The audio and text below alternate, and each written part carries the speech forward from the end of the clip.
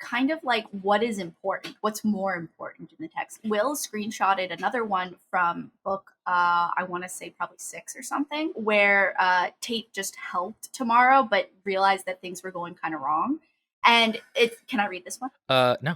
Oh, I'm kidding. Go ahead. You read it. Hey, who's that? Decaf said, more to change the subject than anything. Which is so silly. If somebody came running out of the forest in panic just to change the subject, and then it said, now this is less structure, more like redundancy. It was Tate. She was waving frantically and running down the beach towards them. She stopped down by the water, hands on her knees, pant. Everyone rushed to meet her. Clearly, she had something important to say. Why say clearly she had important? That's okay. So that's telling the reader, as you guys probably know, that is telling the reader, not allowing the description to speak for itself. Obviously, if somebody runs, stops by the water, hands on knees, panting, and everyone already rushed to meet her, they know it's important. Why would we say clearly she had something important to say? It's so silly. The writing degrades in quality to be for a younger age group, essentially, which makes it worse because it becomes more unsubtle and less complex. And again, the tempo gets screwed up, and it becomes less subtle in the way it describes things. That's part of the problem. Is the writing just isn't as good. It just isn't as good. The plot isn't as good, and the characters aren't as good, and it's not as imaginative. And so it's sad because I really liked the first 3 or 4. Like, I really liked them, and it's sad to not see it come to fruition. Give me 1 sec. Let me just see if I have a book real quick, because it's actually, since we have so many writers in the audience, it would be so helpful. And by the way, it's entirely possible to have sentences that are the opposite, which are too long. If you've ever read Gabriel Garcia Marquez, his sentences are like pages long. I also have an extremely bad habit in my writing of using too long sentences. I just like to keep putting in commas, and like sometimes it works, but other times you should break it up. And in general, you don't want to too often you want to have a mix of different sentence lengths. For all the writers out there that want help with how grammar can affect your language, this is, oh wait, I forgot for this. This is literally your Bible. This is a Bible. It will, not only does it give you, it literally gives you, each chapter is one piece of punctuation and the effect in like 5 different effects it can have on your story writing. And then it gives you a whole bunch of examples, just kind of like Will broke it down, so that way you can understand the multiple effects it can have. Again, it's a dash, what is it? A dash of style. I use this in my creative writing class, and I loved it so much, I became passionate about it on my homework assignments for it. So I 100% recommend this book. Yeah, that's good. I actually should look at that because I have no understanding of how commas, semicolons work. It can have so much power in your writing because it's one of your basic tools. But yes, as you were saying, the horrible, the bad, horrible grossness of the next several books. Okay, so in describing it, I feel like I'm not going to be able to describe how annoying it is to go through 8 books that basically just change. So all of the things we liked about the series kind of go away. So what happens essentially, and I'm going to just break it down broadly. I've never heard this, by the way. Yes, so prepare for a reaction. There's basically a peace is now put in place by Billy. There's like a treaty, essentially. The Blue Meanies won't attack the humans if they don't change the course of the ship. The humans now live in like a little human town that's basically made up of Billy's like memories. So for example, there's only like 4 movies and they're only how Billy remembers them. Jobs finds out through like a telescope that Earth is still actually around. And so you may remember that in the book, it was split into 3 pieces. Jobs, yes, saw a massive part of it just break away. It is never explained why, but that didn't happen now. Like, the Earth does not have a giant, and it's brought up by Jobs that this happened and that he doesn't understand how it got back to being how it was. And it's never explained. Well, that's so silly that it brings it back. It's because they're supposed to move beyond the Earth. Like, why bring it back? Well, that's an interesting question. So basically, they break into a war with the Blue Meanies when they change the course of Mother to go back to Earth. I thought they were like forever far away. No. That doesn't make, well, I guess that could make sense, but not really. It's because the ship was just going. No, it had its own thing it was doing. And so there are 3 characters who are introduced who are basically the missing humans. 3 of them are called the Troika, and they're basically like more evolved humans. They can kind of change their shape into like a goo and stuff, and they have their own stuff going on, and they ally with Yago, who now has this thing about purity. He can also like make Blue Meanies very happy by touching them. Like orgasm touch? Yeah, it's like a cult leader type thing. And so basically he betrays the group by stranding them on Earth with like 2 blue meanies and 2 riders. Because they go down to Earth and Job sees if he can make a tomato plant grow, and Yago fakes it to make it look like it can, and then he takes the ship and goes away while they're That on is the ground. such a stupid plot point. It's the end of humanity. What was the purpose of the first several parts of the book if Well, and remember all that cool like mother cool dream logic and art pieces, and yeah, it's gone. It's done. We don't do that again. Well, there's no more of that. Jobs and the group are stranded on Earth, and they find out, and the Earth is just like a big wasteland of ashes, right? And we find out there are 2 groups of humans left. The alphas, I think, who are underground in a bunker, and the marauders who are above ground and are like nomads. Okay, wait a second. This is just exactly like that one movie. The one with Tom Cruise. Top Gun. It's literally the same thing, isn't it? Oh, Oblivion. Yeah, like It's isn't similar. That, like, the thing is, this setting is kind of cool, but like it's not as cool and weird as the first 3 books were, with like harmonious Bosch paintings going around and weird aliens. It's just like, oh, okay, it's post-apocalyptic. We saw this. That completely changes the genre. And the thing is, there was such a hopelessness to Earth being broken up into chunks and that no one is surviving there. Like, that's it. It's done. Whereas if there's still people eking out a living there, that doesn't feel as end of the species. It feels like, life will find a way, and that's just thematically doesn't feel as good. I don't know. Some stuff happens. There's like Mosteel becomes the leader of the Marauders. There's this girl called Echo with a kid that Jobs like gets in love with. They go to a place. They have to fight off some giant rats, which was kind of cool, but also not really. I thought Two-Face and Jobs was going to end up being a pair. I would have liked that, and I'm sure, well, there probably isn't fanfic, but I would write fanfic of that. Also, he and Violet were dating at some point, I think, and during the peace portion, and then it doesn't go any. And then she, I forgot this. Violet can turn into worms. That is funny. She was terrified of the worms because that's why she had to cut off a finger, because it infected her finger. It ate her finger. That's actually really great because if you remember, Violet is a Jane, which means she's very like feminine and everything, and she values that, the delicacy of the Austen era. And if she can turn into worms, which she was crazy grossed out about, that is so funny. I'm glad you think so. I thought it was kind of random that it wasn't brought up in the first 7 books, and then it just kind of comes. I'm not even sure if it's explained or not. And at this point, they have figured out Billy's still with them, and so they're going on Earth towards the Source, which is what Billy says can like rebuild the Earth or something. What had happened back on the ship is that Yago, the Troika, and Tate are still on the ship, and the Troika are evolving past the human body, essentially. They're like big blobs. They release a virus into Mother that makes her into Daughter, which is a simpler version. That is super cool. No, it's not super cool because the super cool Eldritch machine that was insane is now just not a character. Oh, well, if it wasn't a character, it would have been better if it was like lacking the knowledge and everything, and it was more inquisitive and even more chaotic. That would have been super cool, yes. No, that's not what happens. It basically is just now not a character. That's what I thought you were going to go with that. No, she's basically just like the Enterprise computer now. She just like answers questions and can do some simple things. That is so silly. And so what we find out is that Tate has an ability called the Mouth, where when she's in danger, she super extends her jaws and eats people.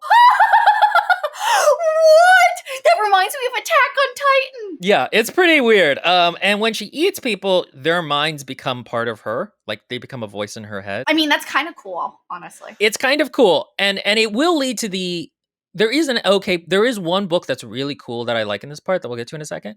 And so the Troika kill all of the writers and Blue Meanies. So as a presence, those really cool aliens are now dead. They're no longer players. It feels, that's the thing though, is that so much of these books feel like a hard reset of like, we didn't really know what to do with the Blue Meanies or writers, so they're gone. We didn't really know what to do with Mother, so she's gone. Well, why didn't they use it as a Noah's Ark for them? And then they get to an alien planet where they have to like, first, is the air even livable or anything like that? Or what if Mother's like primary purpose wasn't to be a Noah's Ark, but to be a Noah's like, okay, originally I was thinking that it was kind of like Mother was absorbing different races that were like, the whole purpose was just to find races that were becoming extinct, like a zoo. Yeah, that would have been cool. That's what I was thinking, because I've seen that a lot. Now, granted, that's kind of a trope, but whatever. And then they go to a planet, and her actual main purpose that needed to be reset was to make a Earth or a planet habitable for the residents. So it's interesting. Something with that kind of comes up. But anyway, so the Troika are doing that, and then for some reason,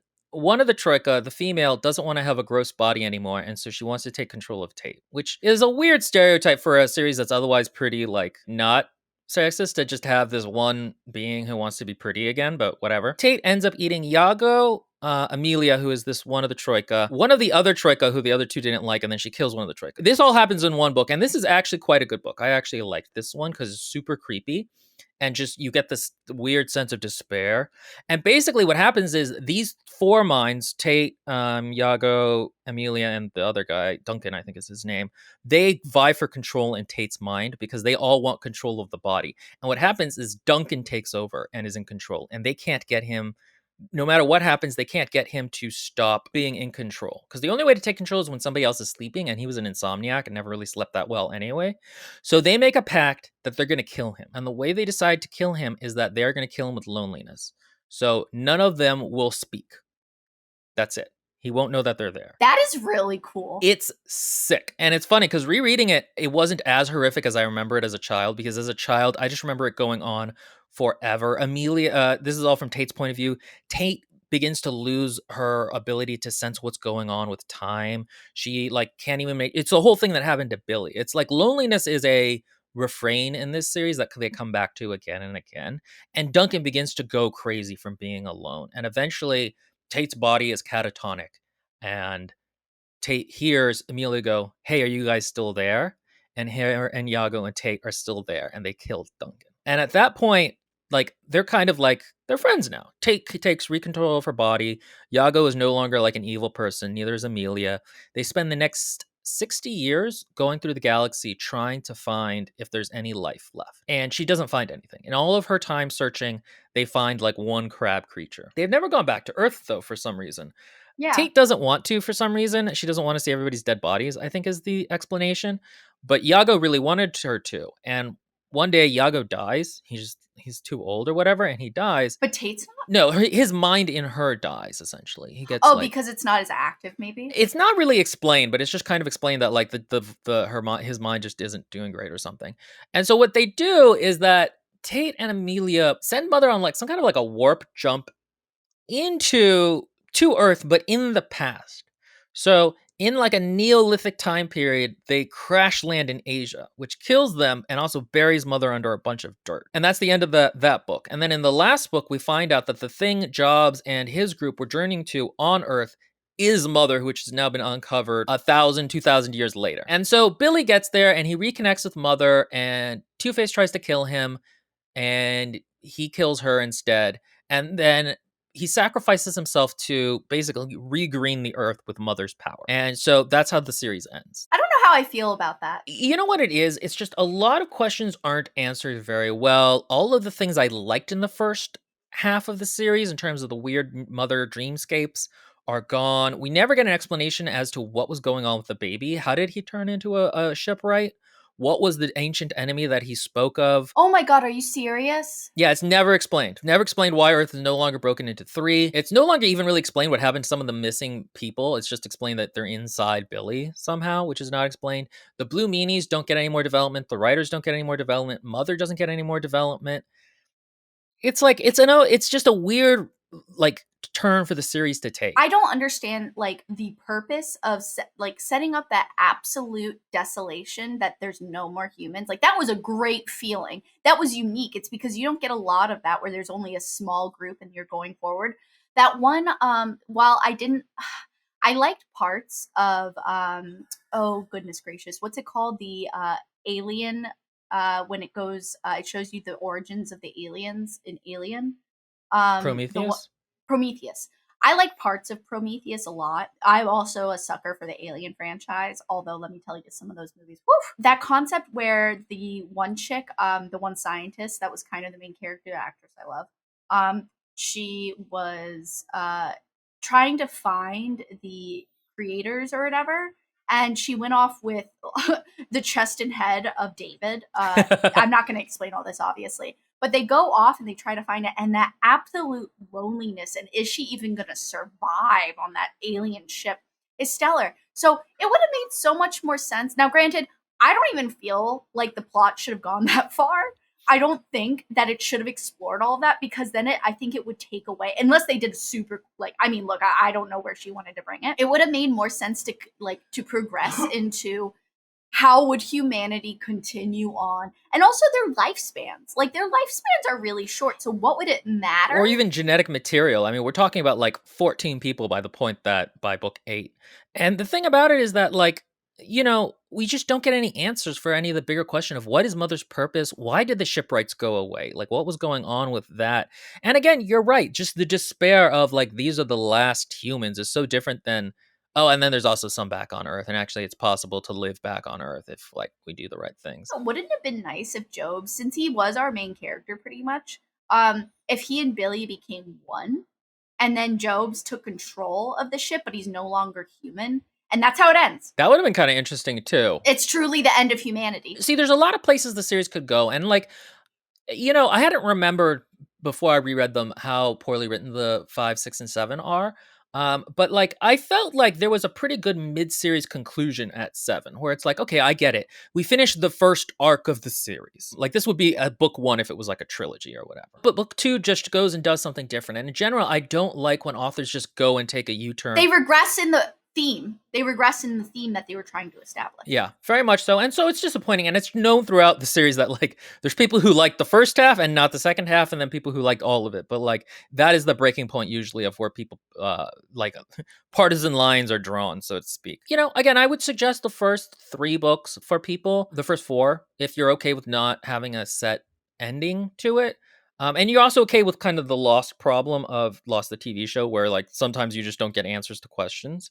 Like, that was a show that was enamored of coming up with questions without answers. And in this case, you get a couple of answers by book 7, but like you don't ever get an answer to some of them. Just thinking back to that sense of horror and despair in the first book and second and third and fourth, like, it's I'm sad that we don't get more. But yeah, let us know what you thought if you have read any of them. There's another series she wrote she wrote one called Animorphs, which is insanely long. There's also one she wrote between Animorphs and this one called, I am blanking on the name of it.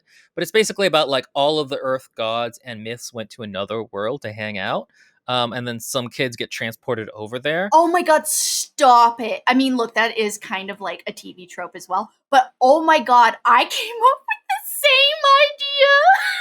So, I mean, if you want, we could probably read through those. I think those books are longer. And that one also got a hard stop by the publisher. Like at book 14, the publisher's like, well, no, we're not going to continue this. So it's known as the book series that ends really abruptly and kind of weird. But in that case, it wasn't the author's fault. But I would like to go read those at some point. Maybe we can get Maria to read them with us. I don't remember how horror they are. So yeah, we might read that series at some point. Let us know if there are other series of this kind. The short chapter books. I don't have any actually good examples of it here. But there's a bunch of short chapter books that like Garth Nix wrote that me and Maria have both read. We wanted to go through.